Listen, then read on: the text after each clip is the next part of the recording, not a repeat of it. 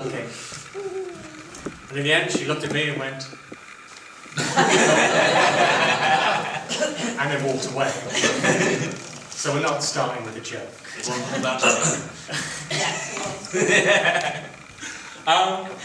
As you already know, Rob and Jenny met on the internet.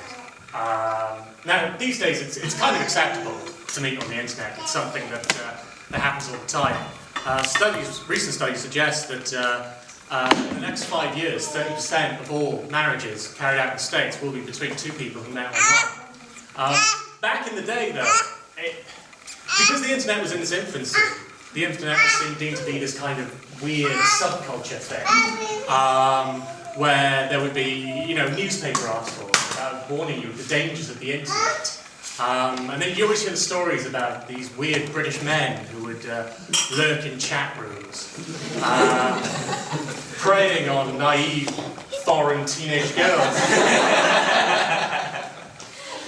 attempting to lure them to this country by promising to fulfill their dreams of, I don't know, becoming an artist or something.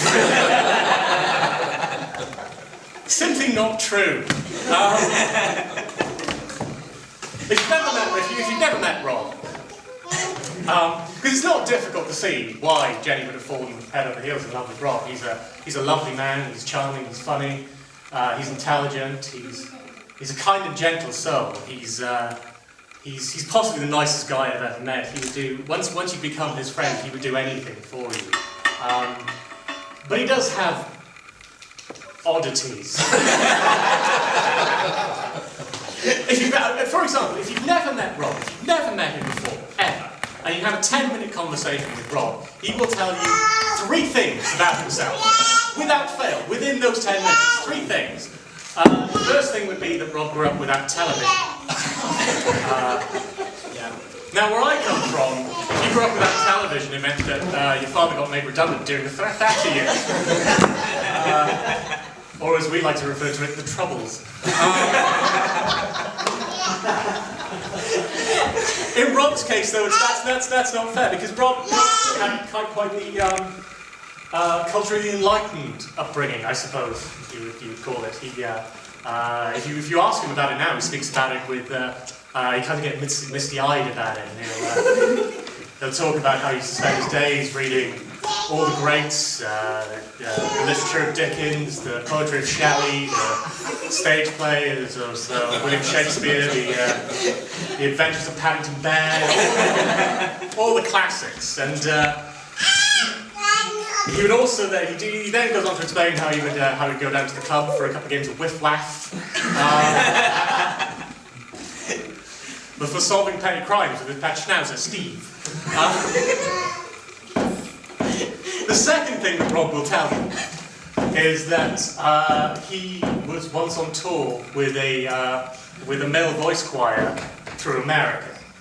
Now, Rob is very proud of this fact, and it's something that not all of us get to do. I mean, I've never done it. Probably most of the people in this room haven't actually been on tour with a male voice choir throughout America. The problem is Rob uses this as to form all and every opinion he has on everything. We were at a wedding recently, and Claire and myself, Rob and Jenny were sitting at a table, and we were stationed with a couple of elderly folk, and you know how it is when you're at a wedding, you don't know anybody, and you try and make small talk and all the rest of it. Well, Rob used the term, when I was on tour with the male voice choir, 16 times.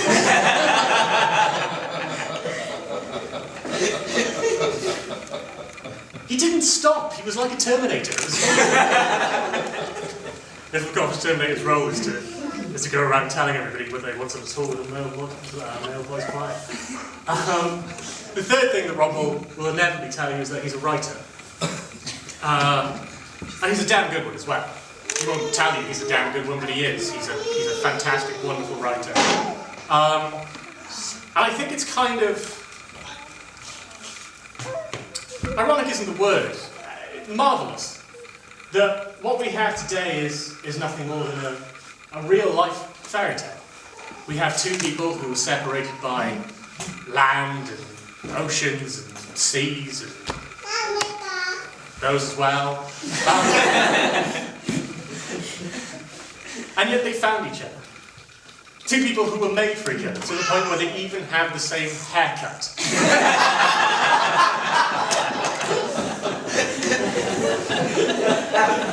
These people found each other, and they made it work. And today we celebrate what is a wonderful, happily ever after. And on that note, I would like to pose a toast. To the bride and groom, Rob and Jenny. Rob and Jenny.